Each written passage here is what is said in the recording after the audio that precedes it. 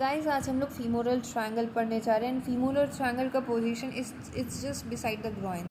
सो ये इतना इम्पॉर्टेंट क्यों है?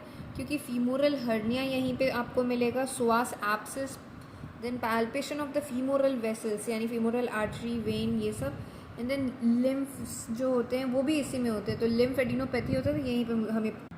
So let's see the boundary, क्योंकि ये हमारे लिए बहुत ज़रूरी है। This is the medial, this is lateral, this is the base, this is the apex. So medially आप देख सकते हैं एबडक्टर लॉन्गेस्ट का कौन सा पार्ट बना रहा है, medial border, okay.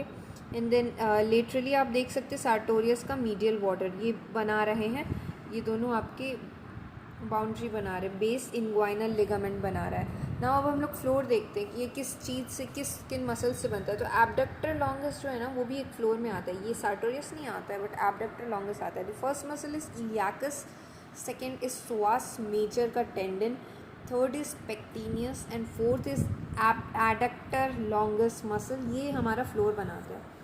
Now roof क्या बनाता है? तो फेशिया लाटा जो होता है दैट मेक्स द रूफ, और उसके बीच में एक सिफानस ओपनिंग प्रेजेंट होता है। सिफानस ओपनिंग, ये रहा, एक सिफानस ओपनिंग प्रेजेंट रहता है जिससे वेसल्स निकल के वापस आते हैं। ठीक है, ये ट्रायंगल हो गया, ट्रायंगल का रूफ हो गया। रूफ में एक ओपनिंग होते हैं जिसमें से ये वेसल्स बाहर निकल के आते हैं। नाउ अगर हम लोग ऊपर से देखेंगे तो so this is the femoral जो भी रहेगा, and this is the fascia lata, cribriform fascia आगे कंटिन्यू होता है, then superficial fascia and then skin है।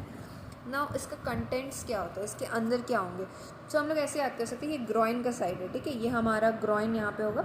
सो उसके सबसे पास में वेन है, ठीक है, ऐसे याद कर लेते हैं। और वेन से भी पहले लिम्फ मिलेगा, तो हमें लिम्फ पैल्पेट करना है तो वेन से भी इधर करना पड़ेगा।